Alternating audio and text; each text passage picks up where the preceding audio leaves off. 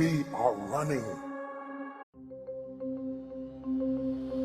I'm going to share with you the science that is so new, it is not yet in the textbooks.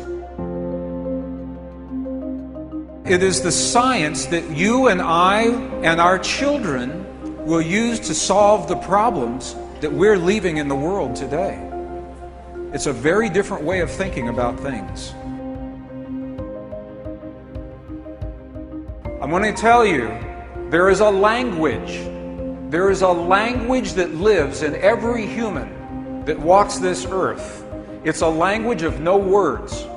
It's a language that was lost to Western traditions 1,700 years ago. We're going to learn how to use this language to speak to the divine matrix. Every one of you is speaking to this field every day. The question is, do you know what you're saying to the field? We ask the question, who are we? What we know is that we're made of quantum energy. For 70 years, scientists have been telling us that we are little particles of quantum energy. And now we believe them. But now scientists say those little quantum particles can do miraculous things, amazing things. But the scientists say those miracles have nothing to do with your life. For example, quantum particles, we know, can exist as a physical particle, like this. It's a quantum particle. That particle can exist invisible. The particle is still there. It has just changed its form. Quantum particles can exist in one place in a moment in time. Quantum particles can exist in two places or many places at the same time, and they are always connected. They are always connected with one another. So the particles are always connected. Quantum particles can communicate with themselves in the past and in the future. This is very interesting. Scientists can take a quantum particle and they know everything there is to know about this particle. They know its rotation, its plus, its minus, its charge in the present. Now, they can take it into the future, and now this is the past, this is the future. They can change the particle in the present, and it changes the particle in the past, even though the past already happened. So the question is, we're made of those particles. So can we do what these particles can do? We're made of quantum particles. Are they showing us our limits, or are they showing us our possibility, our potential? Can we do everything that those particles can do? The answer is yes. But it's based on what we believe to be true. Not what we think in our minds, what we believe in our hearts. And that is a very subtle, very powerful difference. Not the mind, the heart. Consciousness is what holds these particles together. Consciousness organizes the particles into your body and into this world. Here's what scientists say to us about the way this world works. Scientists are telling us now that in this field, all possibilities already exist in the quantum energy, in the soup of quantum possibility. All possibilities already exist. In the quantum possibilities, you are already healed. Peace has already happened. Joy is already everywhere. All of the greatest suffering, all of the greatest peace already exists in the quantum possibilities. And here's what they say happens with you and me. That with our mind, we reach in to those possibilities. We imagine our healing. We imagine the peace. We imagine our perfect relationship. We imagine the abundance in our lives with our mind. And that's how we lock that possibility into place. And with our heart, we give that possibility life. We breathe life into the image of our mind through the feeling in our heart and make it real in our world. Now, I want to share with you the science of how this happens. We have to understand what a belief is. We talk about belief. What is a belief? Belief is the marriage. It is a union of thought and emotion. Thought and emotion. And now we have to define thought and emotion. This is an image from an ancient Sanskrit text. It shows the energy centers of the body, the chakras. They say that thought happens in the upper chakras, right here. This is thought. This is where we imagine the quantum possibility. The emotion happens in the creative center, in the lower chakras. This is emotion. And they say our emotions are only two: love and fear. So when we think a thought in our mind, we fuel that thought. We give our thought life through the love or the fear that we place into the thought. And when we do that, we create a feeling. And now we have a definition for feeling. Feeling is the union, the marriage of emotion and thought. What we think of a possibility and our love or our fear of that thought. What is the one energy center in the body that does not have the circle? What is the one center that we have not talked about here? The heart. Feeling happens in our heart. Feeling doesn't happen in the mind.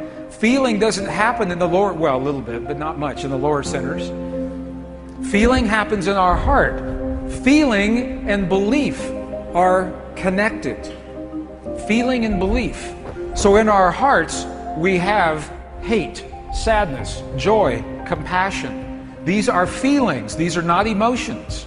To have hate, sadness, joy, compassion, we must have a thought, and then the love or the fear for that thought that creates these feelings. So now we have a definition of feeling. So our belief translates the quantum possibilities that we imagine into the physical reality of our world. And I want to show you how. I want to show you how that happens. I don't want you just to believe me, to take my word. I want to show you the proof so your mind can see the proof. Belief is what translates those possibilities into the atoms of our world. The quantum possibility exists as waves only. But this world is made of atoms. So I think you're going to like what you're going to see. Do you remember a long time ago when I was in school, and maybe when you were in school, we were told that the atom looks like this. Looks like a little solar system. Long time ago, remember? And we were taught that the atom is made of things. A thing in the center and things that orbit, things that circulate. Okay? That's not what scientists believe today. Now the atom, they believe, looks like this. It looks like energy. The atom no longer looks like things, it looks like waves of energy rather than particles of things.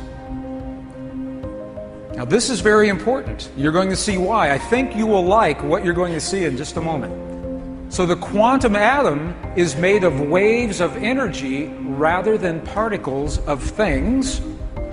And this is very important. This is very important. If you want to change an atom, you have to change the energy that the atom lives in. If you want to change the stuff, the physical stuff of our world, you must change the energy that stuff exists within. We're going slowly because something big is about to happen here. Einstein said this very well. Einstein actually said the field that connects everything together is what he called the governing agency of the particle. Einstein said the field is what determines how the atom behaves. It's in the field. So the field that we're talking about, the field is made of electrical energy, it's made of magnetic energy, two energies. The field that holds everything together. This is out of a traditional text, a traditional physics text. Look at what this says. This says if you change the electric field, that you will change the way the atom behaves, and there's actually a name for this. It is called the Stark effect. So if you change the electrical field, the Stark effect, you change the atom, or if you change the magnetic field, it's called the Zeeman effect, you change the atom. So all this is saying is that science knows today, if you change the electrical field or you change the magnetic field, you change the atom. Okay, watch what happens. What organ in your body produces the strongest electrical field in your body? Your heart. And it's where you have the feeling. A feeling is actually creating waves of electrical and magnetic energy in your heart that changes your body and changes your world. But you don't have to know that because you simply had a feeling. And this is what the ancients understood and what they left in their temples, in their texts, in the monasteries, in the language of their time. They understood this. Our heart, look at this. The human heart produces the strongest electrical and magnetic fields in the body. Some people said the brain. The brain does produce these fields, but look, the heart's electrical field is 100 times stronger than the brain. 100 times stronger than the brain. The heart's magnetic field is up to 5,000 times stronger than the brain's magnetic field. Our heart produces the fields that change our world and change our body. Can you see that so far?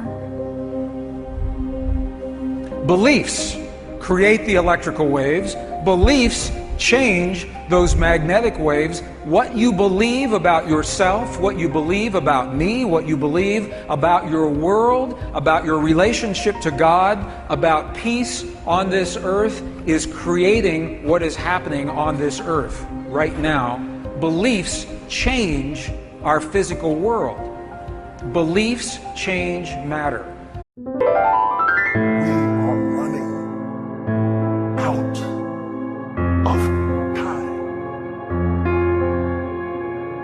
What are you going to do with the time you have left? I say that if you don't reposition yourself, you could miss the best time in your life, in this season of life. Because we have got to change the way we think. We have got to change the way we function. We have got to change the way we deal with issues. And the reason that you have to begin to reposition the way you think and the way you function and the way you feel is that we many times are stuck between the lines of limited thinking and limited people and limited ideas and limited philosophies, and there's something creative down inside of you saying, let there